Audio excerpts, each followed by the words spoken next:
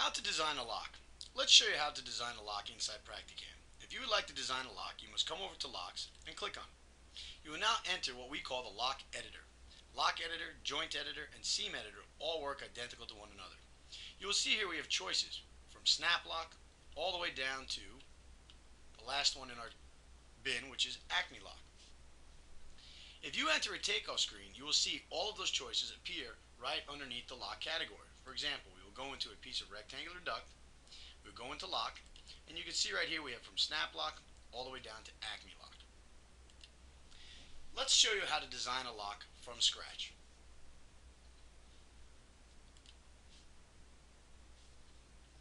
First you need to go into locks, and then you need to decide one of two things. We can either make a copy of an existing lock or we can create a new one. In order to make a copy of an existing lock, for example, imagine I just wanted to modify my small Pittsburgh. I can highlight small Pittsburgh and then come over to the icon here that says create a new lock. If I click on it, it will make a copy of small Pittsburgh and we can rename it whatever we like. We will call this my lock. If we would like to create a brand new lock from scratch, we need to make sure that nothing is highlighted. In order to do that, we click the empty space right here below our last lock and touch once. You'll notice now that nothing is highlighted. Now if I hit the create a new lock icon, you will see that it starts with a completely fresh lock that we will call new lock. Let's call this Tets Pittsburgh.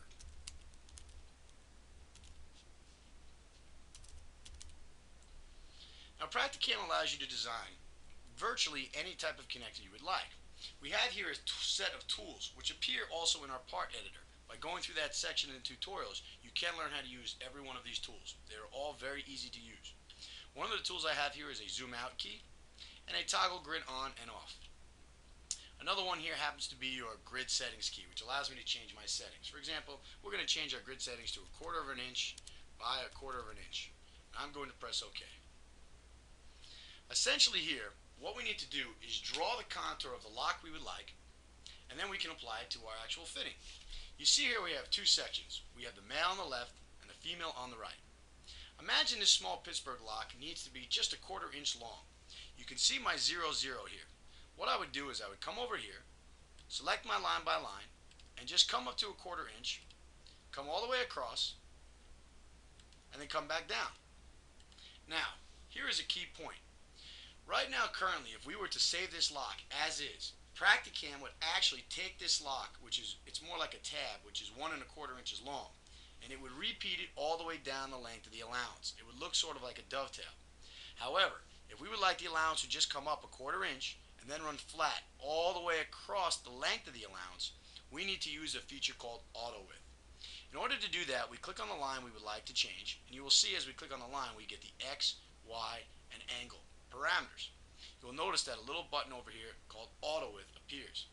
If I were to check auto width right now currently, watch what happens. You can see we now have a dotted line which represents that this allowance is going all the way down to one end to the other. This is just a small Pittsburgh allowance that will come out 1/4 inch, run across the top, and then come down 1/4 inch as well. At this point we can do two things to save. We can either come over here and click onto the female and you will see our lock applied, or we can come over here and click our little diskette that says save the selected lock. Now we're going to design the female lock. This time instead of using the grid coordinates, we're just going to draw a general contour and then you put in the values in order to design a female lock. We're going to keep the female lock at, let's just say, 1 inch. I'm going to zoom out and I'm just going to draw a general contour. I start from 0, 0, come up, and then come back down to the 0 point. Now granted, this does not look like a female lock. We would like it to come up straight, over, and then down. Some people even keep it a little bit over, so let's make it a little bit offset. Let's put in XY values for each one of these lines so you can see how to do it from scratch. First we're going to click on this line. We have here an X and a Y. Let's say we would like the X value to be 1/8 of an inch. And then I press enter. You must press enter for it to apply. Then I'm going to come over here to the Y value. I'm going to type in 1 inch and press enter. We now have a line here that goes exactly 1/8 inch off and 1 inch tall. And you can see PractiCAM also calculating the angle for you. Next what we're going to do is we're going to click on this line. We need to make sure that this line is flat across the top. So we have to have a 0 for our y-axis, as you can see here, or our y value. X, what we are going to do is use auto width because we want this to run all the way across the top. So let's click on auto width. You'll see that PractiCAM is now auto width. The last line, what we need to do is put in values for here.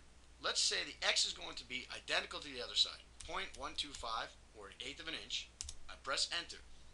And now the Y value, you'll notice, has to be negative. The reason why is we are starting up here and coming down on the Y axis.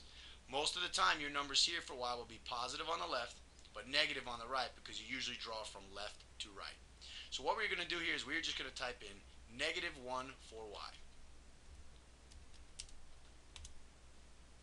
We come over here and click our little diskette, and you'll see that we have just designed a Pittsburgh lock called Test Pittsburgh. Now we can come out to our takeoff screen and pick any fitting. We will use a piece of rectangular duct. Let's just make this 12 by 12 by 12. And we're going to put on lock as Test Pittsburgh. I will also make it raw edge so we can see. Actually, let's do this. Let's put a slip and drive connector on there so we can see our notches. I'm now going to take the lock. I'm going to come down to Test Pittsburgh. And here we can zoom in to see the length of our allowances. Here on the left we can zoom in and measure. And you'll notice that we have our small Pittsburgh lock, which is exactly 1/4 inch right there on the male. If we come over to our other side, our female, zoom in and measure this allowance, you will see that it'll be exactly 1/8 of an inch over and 1 inch long. This is how we design locks inside PractiCAM. We will do a couple other locks just so you get the hang of it.